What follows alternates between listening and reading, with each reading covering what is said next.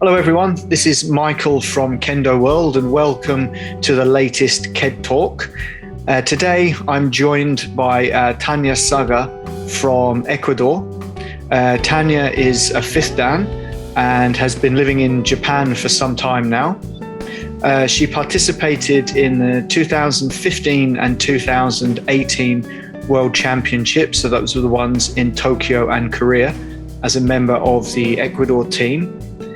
She's also been studying at Tsukuba University and Kanoya University, where she was doing research into, and I'll just have to read the title, Kendo Diffusion in Developing Countries from the Viewpoint of Transculturalism. So we're going to be interested to talk to her today about her studies in Kendo and different things to do with her Kendo journey. So Tanya, welcome to KED Talk. Hello, thank you very much for this opportunity. Yeah, no problem. Very looking forward to this talk. As we spoke about just before the interview started, the first time we met was back in 2018 at the Gakuren Taikai in Tokyo, I think it was, wasn't it? Yeah, yes. How did you find that tournament? It was my first time being in Japan in an international team. So I didn't know that there were so many people like of a high level doing Kendo. So it was like quite interesting for me. And almost everybody lived long time in Japan. So they speak good Japanese. And I feel like I have a long journey to work here. Right. It's quite interesting what you said about it being a big competition. For those of you that are not familiar with the Gakuren is the University Alumni Federation. So you can only join it if you've graduated from university. So for those of you that maybe joined the police straight after university, unfortunately, you can't enter that competition.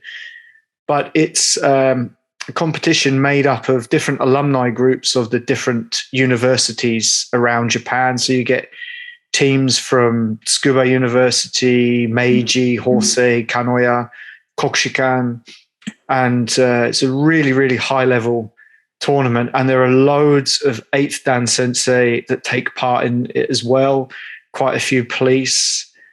I've obviously taken part in the men's competition. There are 3 divisions for the men. There's a 7-man team, 5-man team, and a 3-man team. And each position has got an age limit. So for the 3-man team, I think they all have to be over 65 years of age. And there are a few teams in there where every member of the team is a hachidan. So it's a pretty good tournament. For the ladies division, it's just a 5-person team. Is that right? I think so. We participate in a 5-person team. And for the last few years, the Gakuren Federation has actually asked us at KendoWorld to try and sort out teams of foreign practitioners in Japan that would like to take part in this tournament. Again, on the proviso being that we've all graduated from university. So in Tanya, in your team, when you were there, what were the other nationalities of the ladies in your team? From French, there were 2 ladies, Caroline and Liana. Right. From Korea, I remember we have somebody. And I'm not sure, but I guess somebody else from Europe was in my team that time. Right. Oh, I think maybe America, wasn't it? Wasn't it Mara from America in the year you were in it, or was that the following year? I'm not sure, but I don't remember America. I remember Europe and Korea pretty much. Oh, okay. I'll be Anna, I think, from Korea.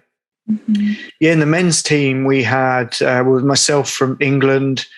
We had someone from Sweden, Canada, where else? Serbia, Bulgaria. Yeah, it's a pretty mixed team. And I think, obviously, for obvious reasons, it hasn't gone ahead this year and it didn't go ahead last year. But the last time in 2019, which was the year after you took part in it, there were 1,219 competitors in the tournament. It's huge. 12 iaido, I think there were running at that one. So yeah. So obviously that was a university tournament or for university alumni tournament. So going back to your university education, that was first of all in Ecuador? Yes, I studied first in Ecuador, and after getting my undergraduate degree there, I decided to study abroad, and I was looking for the ranking of Kendo universities, but I didn't want just to study Kendo, so I tried to relate with my master's degree and my undergraduate studies, so I chose my program in Kanoya Tsukuba. Well, I think for those of you that don't really know those universities, they're two of the big powerhouse universities for Kendo in Japan. For the men's competition, they've had the last two All Japan champions, the current All Japan champion graduated from Tsukuba in April, and the previous All Japan champion for the men was a student when he won it the previous year. And the ladies or the women's team there are very strong as well. And then you've also picked Kanoya University as well, which is an incredibly strong university. How did you find training at those universities? Oh, well, they both are hard, but the thing is, like, it's good to be a graduate student because they respect you a little more. Like, it's not that you're a foreigner; you're part of the group being there. And I have a tutor, so somebody's a student of fourth grade had to check me, like to give me the directions, what to do, where to go, where to put my stuff. So it was not difficult to adapt to the group. And in Kanoya, we were like 15 international students in the whole university. So nobody was from Kendo but me, and they were not used to have a international student with them. So I think this experience was new for them and new for me, of course. But the sensei support me very much, and I have like a good relationship with the students, keeping the control and not to, like not just follow them. I also can say I want to do with the sensei. Please keep me aside, or make me help or make a line something. And it was really, really hard. Like I don't know, in some point of my body cannot just respond, like just move by itself. So I don't remember like feeling too much. And Tsukuba also, but the difference is that they have a lot of international students. So in the whole university, maybe there are 1,000 or more.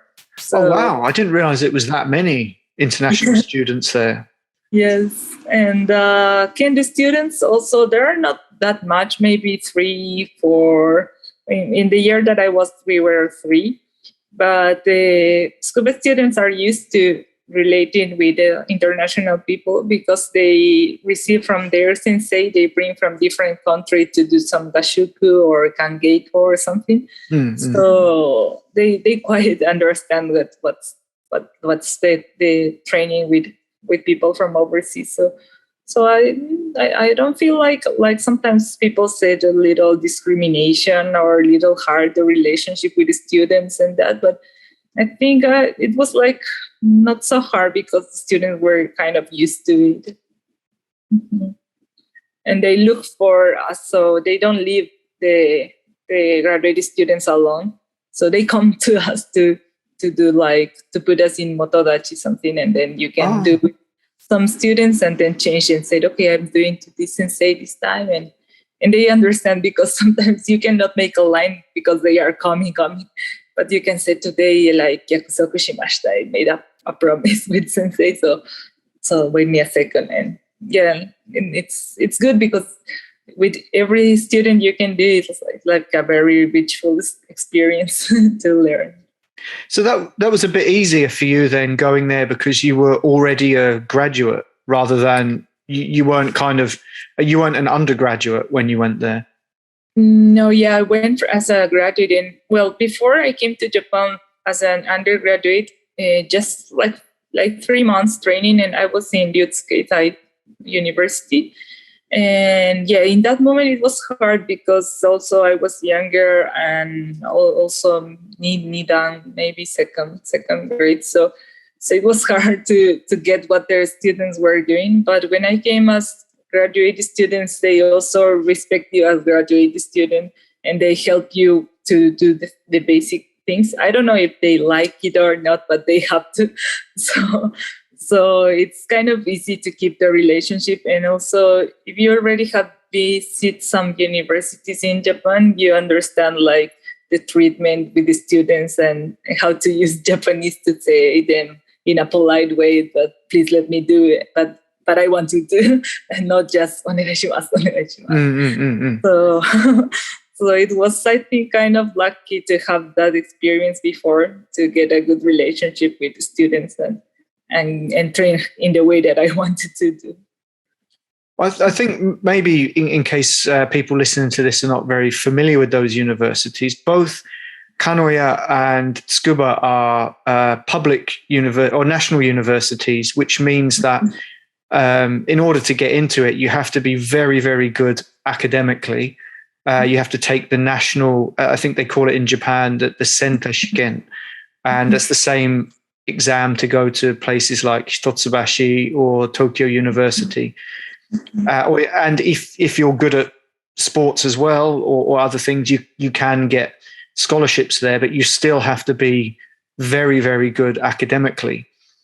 And also you mentioned that there were probably about 1,000 foreign students at Tsukuba at the time. And how many did you say? Only 3 or 4 in Kanoya? Yes. No, in Kanoya, in total, we were 15 students. Oh, 15, sorry, okay. Of all sports. And yes, you say just now, like a scholarship also, I went by myself and I got a scholarship being there. So many students come already with a scholarship, and then they just have to focus on training and study.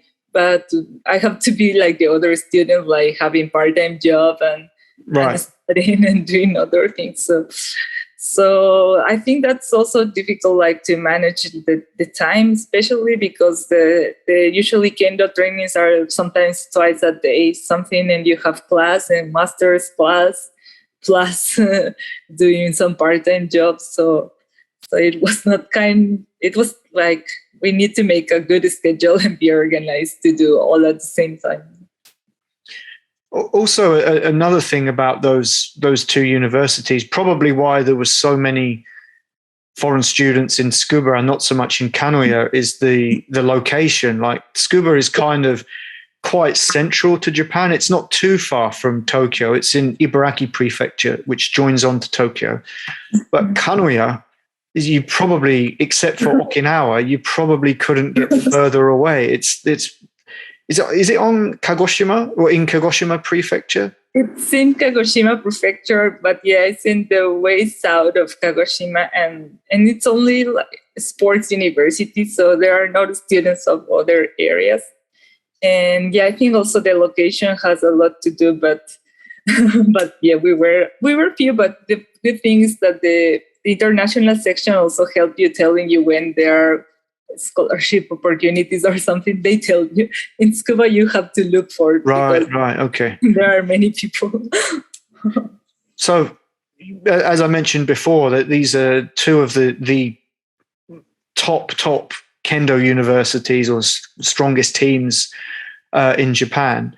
What would be, say, a regular training session like at Tsukuba University? Sorry, I should say University of Tsukuba. That's the correct name. No, that's true. Sorry. Well, everything starts with warming up, suburi, and I felt it's like a pattern, the same in Kanoya. But I don't know, because in Ecuador we did different, according to the dojo, it has a different style. But as I saw in the universities, they have a pattern. So it's easy for the body to remember what you have to do, what's next. And all of them have something characteristic, like the way of doing tsuburi in Tsukuba, the way of doing in Kanoya. They have some sonkyo and kaeshido in sonkyo. So those kind of trainings at the beginning is kind of hard to understand, but then the body gets used to it. And then we have kihon and oikomi geiko. And depending on the day, because usually on Saturdays when the day is longer in Kanoya, the sensei, the instructors were like quite longer for do 1 hour oikomi or something. So even the students' reaction was not so good, like, once more. And they just laugh and once more. And in Kanoya we have Sandan Geiko, three motodachi stay, and one person do with one motodachi the same thing, when the second the same thing, the third same thing, and take a rest. So it's like a consecutive keiko, and starting from basics like men, tayatari men, men tayatari kote, men tayatari do, and then increasing the next is with including kirikaeshi the same, and then including kakari geiko. So in the last part, like almost everybody's very tired, and the motodachi are usually yonensei, so the fourth grade. So from that Sandan Geiko, then you said the third person you would have to do, what was it, Uchikomi, Tayatari, and then Uchikomi, Kirikaeshi, and Kakari Geiko, all with one person? With each one. Oh, with each one. Oh, wow. With the same sequence with each one. So when you get to the third, almost just, I forgot in English, yaruki, like just motivation. Right. The technique is not so good, but just like screaming and But that type of exercise, although you say your technique might be going a bit downhill, but it will increase your core strength or your ability to breathe and things like that. So I imagine it sounds like maybe probably not enjoyable to go through, but I think it's going to be worth it in the long run, I think. Yeah. In Tsukuba, I remember they have first the keiko, and then the hard, like kakari geiko or uchikomi geiko or oikomi geiko. But in Kanoya, they have first the oikomi, and then do waza. So in the moment when you're more tired, you have to think of how to do properly men, or have to do properly some waza like that. And another thing that I like a lot in both is like they give you the chance to think, what do you want to do? So sometimes the sensei just said jiu, like free keiko, and then we can talk with the partner and say like, today I want to practice men or kote or something. And it's kind of nice because in the jiu part, the students take very seriously like shiai each technique. So the sensei take longer for the jiu part, and I think it's very important because usually Kendo students say they are not good for studying, but I think they use a lot their minds in thinking in each waza, in each technique. So I like it, the jiu part.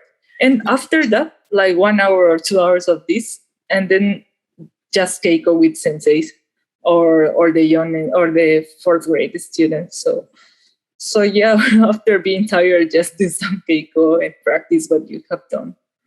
So your training at those was in the morning or early afternoon or evening? Or did usually early afternoon from 4 to 6 or 5 to 7, like that. And sometimes also we have as a keiko, like morning practice from 7 or 6:30 and before 8. So classes start at 8, so we try to finish 7:30. Like take a bath, eat breakfast, and go to class.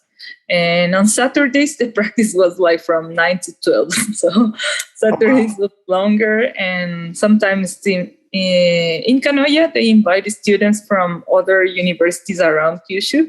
So I think there are sensei's friends, something that invite another club to practice together, and was mainly Shiai and then Keiko. Sometimes students from junior or high school come to visit. And in Tsukuba, it's different because they have a class for the citizens who practice Kendo. So Saturdays is the date that they teach you how to teach. So the super sensei Nanadan or Hachidan are teaching to the new people. So it's a good way to see how beginners learn like in 2-3 months they learn from a Hachidan or Nanadan. So it's a good way to learn how to teach. That's kind of interesting because originally the University of Tsukuba was Tokyo University of Education. So it was a university basically created in order to train teachers. So even at the high school that I work at, there were a lot of Tsukuba graduates, not just for Kendo, but for teaching science and teaching maths. And it's still very much teaching university, training teachers. And I can see how it's a bit different for Kanoya, which is basically only sports. But Tsukuba, pretty much any subject I think you can do there. Yeah. Also, they have like this community class for people who register and they didn't have a lot of space, so they have to register and then do like a lottery to get who can join. And also there are some classes where only graduated students can help teachers, like professors, to help to the students that are not from martial arts or not from physical education. So other students also come to learn Kendo for the first time. And the graduate students can help the teachers, and you can be like teacher assistant and help them and learn how to teach. Like for example, I had a chance to teach with my department was like budo studies, and I saw like people doing in 1 month choyaku suburi. Like in Ecuador, it takes like 2-3 months to understand the movement and the feet movement. But I saw that they teach very much with just watch and do. So yeah, I think 1 month I was surprised. Like almost everybody were doing like choyaku suburi and kirikaeshi like so fast for me. Yeah, I think that's kind of the general idea I think that people have about the kind of teaching, how it happens in martial arts in Japan. It's just watch and do. I remember a few weeks ago on one of these KED talks, Alex spoke to Hiro Imafuji, who he knew from Japan and who also lived in New Zealand for a long time and now is living in America. And he's had a lot of experience teaching in Japan, and especially learning in Japan. And he recalled a couple of stories where in Japan, the teacher just says to you, do it like this, and you do it. And he said when he had to get used to teaching in a different way, because a lot of the questions that would come when he was teaching like that in America, and also he did somewhere in Central or South America, Guatemala. There as well, the first question is why? Why do we have to do that? And he's like, oh, actually, I don't know. And he had to go off and study a bit more. So do you find that, what are some of the big things that you learned from that experience about how to teach Kendo? Did it change your Kendo in any way? Make your Kendo better in any way? Yeah, absolutely. Because I felt also I learned in Ecuador from sensei that in that moment were Sandan or Yondan.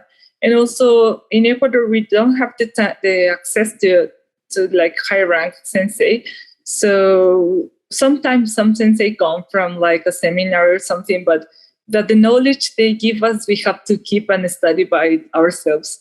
So those 2-3 years for me in the universities and teaching other people were like very fruitful for my own Kendo, also to go back to the basics and yeah, totally. I feel it changed a lot to the perspective also of how to do the thing. Sometimes I understand like theory, but watching was like easier to understand and to put in my own. Okay, so that's like I suppose a good talk about what you were doing kendo in Kanoya and Tsukuba. So how about before that then? You begun kendo in Ecuador? Yeah. How old were you when you started kendo there? I started when I was in junior high school, and I liked some history class, so I wanted to do something of budo, and I chose kendo, and of course I couldn't find a dojo as that easy. So a friend of my father told him there was some karate dojo that knows some kendo dojo, something like that, and finally I got it, and yeah, it also changed my mind because my lifestyle, because I was also a junior high school, so some things I don't know, I didn't know exactly what to do, how to do, but I like it kendo, like the way to keep the ethic or the hierarchy thing. So I was happy to doing it. And I like to meet new people. Like I had a chance to go to some South American championships and Latin American championships, but meeting other people from other countries that do the same thing, because in Ecuador there are very few people doing kendo, so meeting other people doing the same and with the same enthusiasm. And of course the kendo senseis like Ito sensei also came to Brazil, and I met him there. So it was like a new door to go to Japan. Like everybody told me, when are you coming? So I started thinking seriously, I should go to Japan. So yeah, that was the start. Roughly, what is the kendo population of Ecuador? In Ecuador, it's about, well, before the pandemic, it was like 180, but I think with the pandemic, it has decreased like 130, 50 maybe. Oh, wow. Yeah, very few. And when I started, there were like 5 dojos in the city there I live, but now they are 7 or 8. Okay. Yes. So that was, you started when you were junior high school age, I guess then, and you continued practicing through university. Was there a club at your university? No, but I started the club in my university. So in that moment, in Ecuador, I used to practice in many dojos because we are like a family of kendo. So it doesn't matter the federation you belong. If you belong to one, you can join others. So I took advantage of that, and I tried to go as much as I can. And yeah, of course, when I started university, I feel like I need a space, and I had the chance to join to some leader seminar championships or something. So I wanted to apply what I have learned in Ecuador, but I usually have to follow some dojo styles. So I talked with the president of the federation and said, how about doing kendo in my university? And yeah, he supported me a lot. So we started dojo in my university. And yeah, I try to use all that I have learned in seminars and that, and many new people also join. So, and young people join, and we have from 7 to 9 in the morning practice every day. So usually classes start from 9 something. So usually university students in Ecuador, when people start university, they cannot go to dojo as much as they want.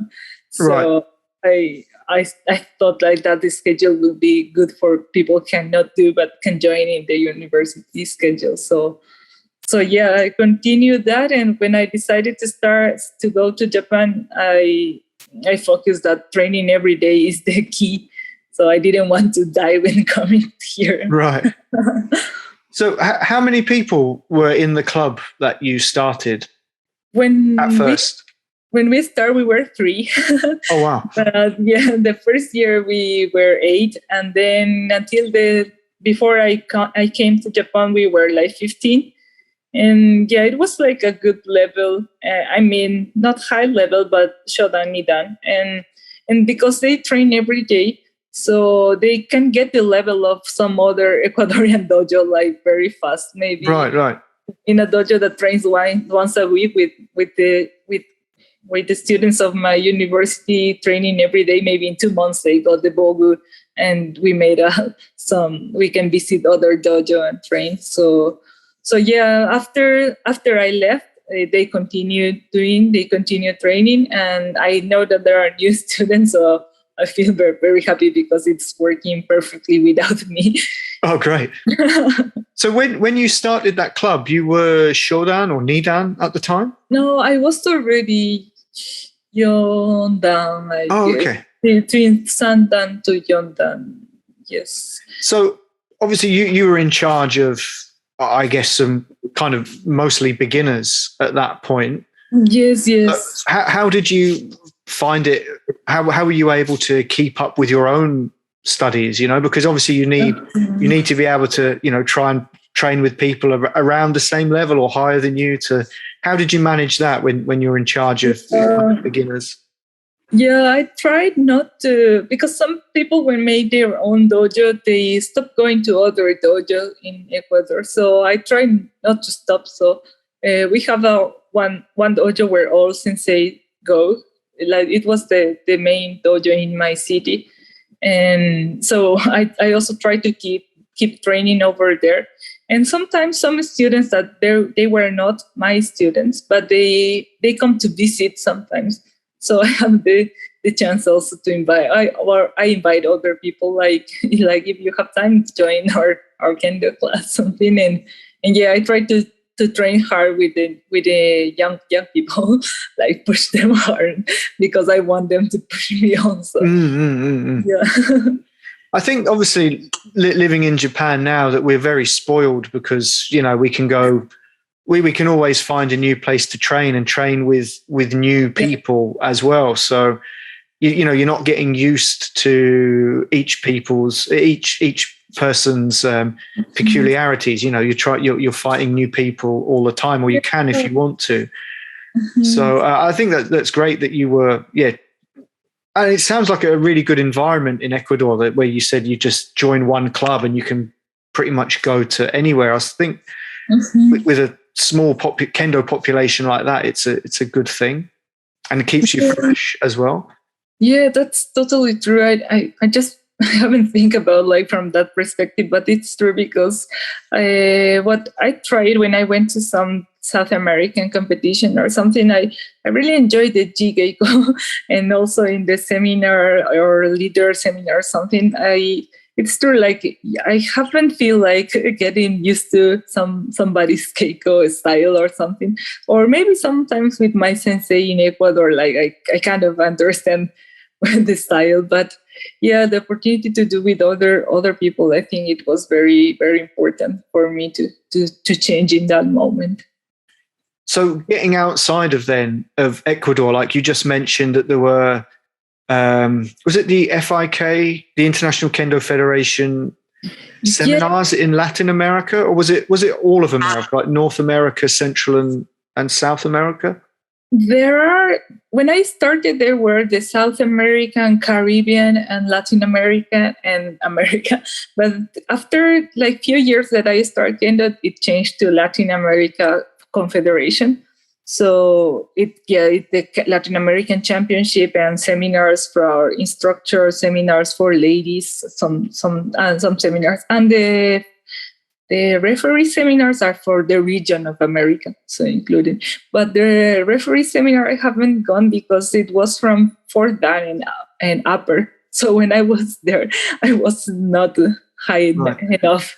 I think those seminars, the referee seminars, I think they do. It's American zone, Asia zone, and European zone. I think they change each year. I think I don't know if they do all the three in one calendar year. I think they change it, but exactly. Every year to different continents. Yeah. But that's obviously, I think, in order to get people from those regions ready to, particularly the higher level practitioners, to get them ready to be able to be referees at the World Championship. Right. So yes. they had that big seminar in South America. What were the good points about participating in that? There were some seminars for leaders. So we also have some sensei from the peak of the Hachidan sensei that come and teach. But for me also receiving instructions from leaders to teach leaders, so they come to teach us how to teach. So it was also good, but also because of the level and the number of people, we cannot have, in the years that I was there, we cannot get the examination of rank in our country. So I had to travel to some championship and also get the Shodan, Nidan, Sandan. And for me, that was the goal. So I joined some leader seminar and also take the Sandan leader seminar and take Yondan like that. But yeah, now fortunately in Ecuador, we can take until Sandan in our own country. So some people from Peru or Colombia come to Ecuador to get the examination. Yeah, so I think also that's like the years of practice have gotten, and we have got that chance. Yeah. Okay. So have you also taken part in the Kitamoto seminar in Japan? Oh, yes.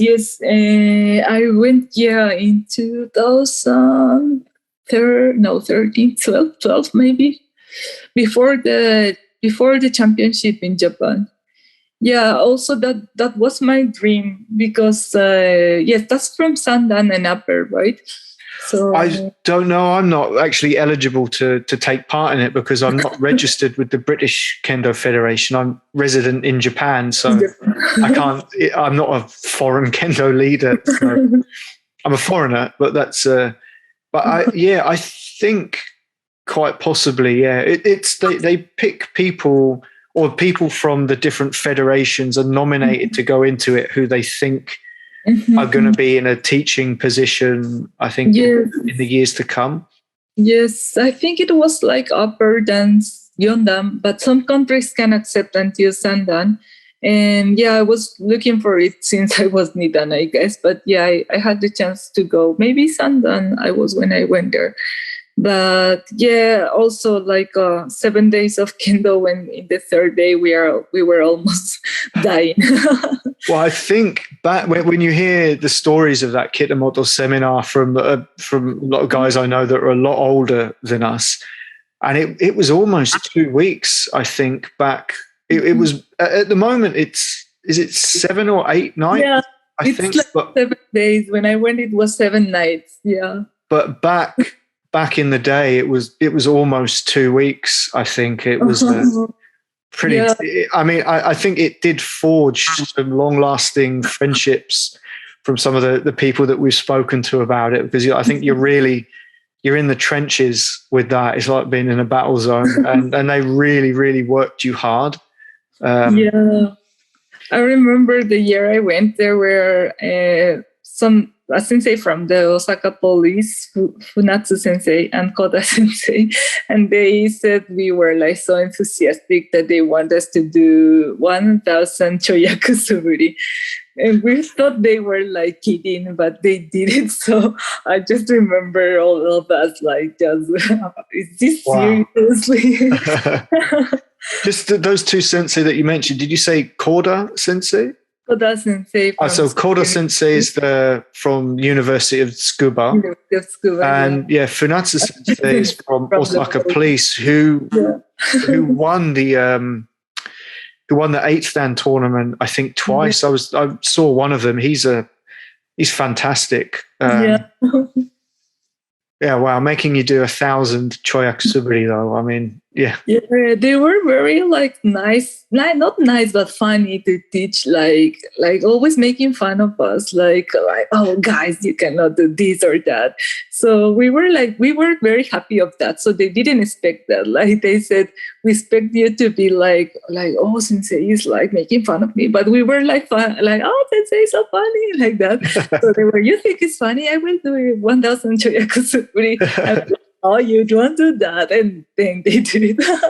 Is that how you kind of got into Tsukuba University, from that connection with Koda sensei? Not at all, but Koda sensei, I got good relationship with him thanks to Arita Sensei, who is also from University of Tsukuba. But because Arita Sensei came to Ecuador, so it was like just a coincidence. He came through JICA. Yeah, but after being in Tsukuba, I had the chance to tell the students, like, give me a space, I'm going to do it, Godan Sensei, like that. And yeah, I remember when I was practicing for Godan, and he every time told me I was so grown, so you won't pass. And I felt almost like crying every day, but just like, maybe it's true. But I think, did that then encourage you to train a bit harder or to train more? Yeah, I think it was exactly. But yeah, he was like every day, like, you have the Nafuda Tsukuba, you cannot pass like this. And yeah, I felt like, so yeah, maybe I cannot pass, but I did it. So I appreciate him. So that was back in the South American zone, then doing those seminars. So what was the real emphasis for you or what was the reason that made you definitely decide to come and study in Japan? Was it only to do with Kendo? Yeah, the things like before coming to study, I have come many times, like short times, like 3 months to do Kendo. And yeah, I found that, well, I wanted to pass Godan. So I felt like if I cannot train with people of higher level, it would be kind of hard. And in fact, some people in Ecuador failed the exams on Godan because it's very hard to train with somebody advanced. So I didn't want to fail that many times. So I think going like 3 months to Japan or to some seminars in the US could help me. But then I just graduated university in Ecuador. So I think why not to challenge? And I found programs in English. So I think, yeah, because studying in Japanese for me was like maybe not possible. So I thought, no, I cannot do that. But when I saw there were chances to study in English, I felt like motivated. So I started looking for in the ranking universities Kendo. And then also I think about careers related because my major is in international relations. So I think some political issues or something, I think Kokushikan, I think Waseda University. I was thinking many chances, but also I saw that studying in a private university is very expensive. So I decided, okay, let's try a public university. Right. But I saw it was also harder to get in a public. But there was this program of international development and peace through sports, and I was doing Kendo and international relations. So I can contact with the professor in charge, and yeah, he was interested in doing some study in Latin America. So they told me, I said, I don't have scholarship, and they said, it's okay, come and you will find it. So okay, let's take the challenge. Wow. And I came, yes. Yes, just open the mind and see. Let's see what will happen. Yeah. So, what year was that you came to Japan for this study trip? 2017. Oh, so that was after then, because I should have mentioned before you were in the was it the 15th or 16th World Champs in Tokyo? Yes. So before the championship was in 2015. And then I came once more to Kendo with Ito Sensei in 2016. And then in 2017, I decided to study and start. And from 17, I start, and also I focus on Godan and to the Korea Championship. So I think the 2 goals and the Masters will be good. Okay, so so I'm going to have to look at another screen to read it. But your research so was your research joined with Kanoya and Tsukuba? It's the same kind of paper that you were writing? Yeah, exactly. It's a joint program. So okay, so the title of your research was Kendo Diffusion in Developing Countries from the Viewpoint of Transculturalism. Yeah. Obviously, you don't have to detail the whole paper, but could you give us a kind of abstract about what basically did you find? What did that paper involve? Yeah, well, transculturalism is like how another cultures can connect, and if the cultures connect, can create a new culture. So I decided to study in the case of Kendo because I saw in Ecuador and that people who train Kendo have a different culture, that it's not exactly the Japanese, but it's not the Ecuadorian. So I wanted to know how it happened. So I got 3 factors in my research. It was the interaction, the dynamic process, and the adaptation to the new culture. So the dynamic process was doing Kendo. And the interaction, not only the Kendo, also the Kendo practice, also the language barrier, and how many encounters do we have? Like sometimes we have some exhibition of Kendo through the Japanese embassy. So some people are related to the anime culture, or some to the traditional cultures of the interaction. And I analyzed through 2 hypotheses that were the technical level, so depending on the rank, and the active participation depending on the years that they practice Kendo. Because in South America, usually people are they don't start as children to do Kendo, usually start like adults. So I wanted to see that interaction because they are already adults and learning a new culture. So yeah, that was basically my research. And I chose developing countries from the United Nations. So it was between Brazil, Ecuador, Venezuela. And Argentina, yeah, 4 countries. So was there a common thread between those 4 countries? Did they have anything in common, or were there any big differences between those and their adoption of Kendo? Oh, yeah. The thing common is that usually practitioners were adults, like the majority were adults. And also the level is not so high. So maybe high we can consider from 4th, 5th, and not that high. And a very big difference that I was trying to find in the research is in Brazil, there are many descendants of Japanese. So they have the highest level. And I thought it's related to the cultural understanding. And it was like that. In fact, the cultural understanding give them more chances to interact with Japanese people, with universities, to do some exchange, and the level is higher. So it was as I expected. We need more interaction to get higher level and more cultural understanding. So out of those 4 countries, you said Brazil, Ecuador, Argentina, and Venezuela. I guess then that Brazil would be the one with the greatest number of people of Japanese ancestry. Yes. I'd heard that before, that in countries also like Brazil and also like America as well, that families that do have Japanese heritage, that they would put their children into Kendo dojos at a really young age, to try and, from a very young age, to try and have some kind of connection to their origins, I guess.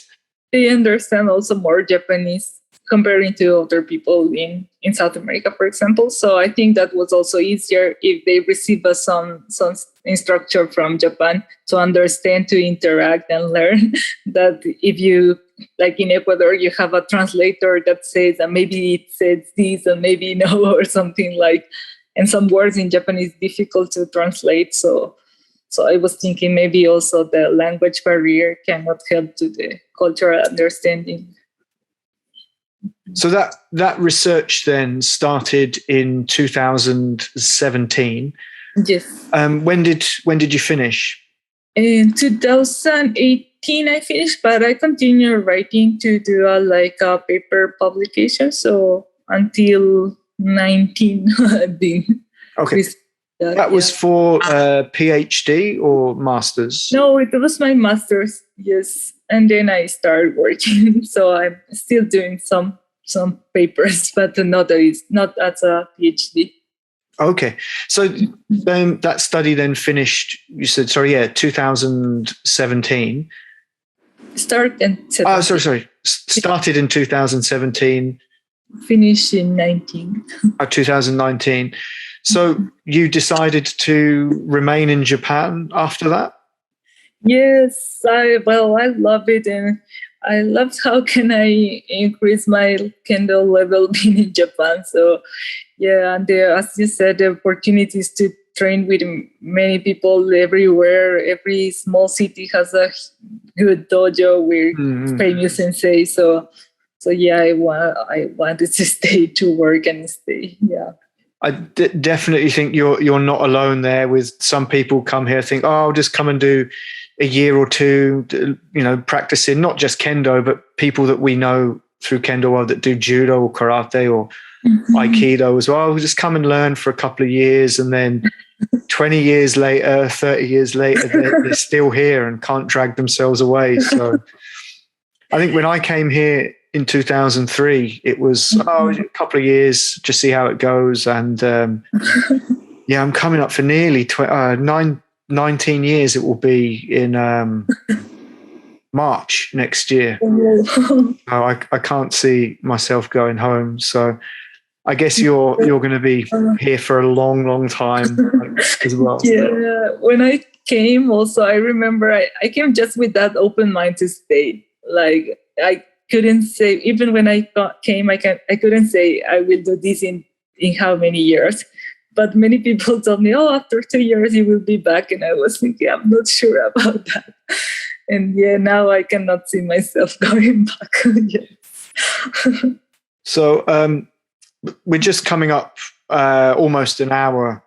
We've been talking now. So if anyone has a question they'd like to ask, please drop it in the chat function, and I'll try and get to it.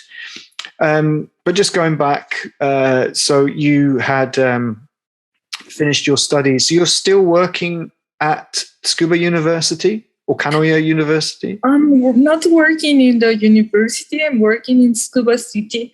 I'm working in a sports academy. So I try to keep my field on development through sports.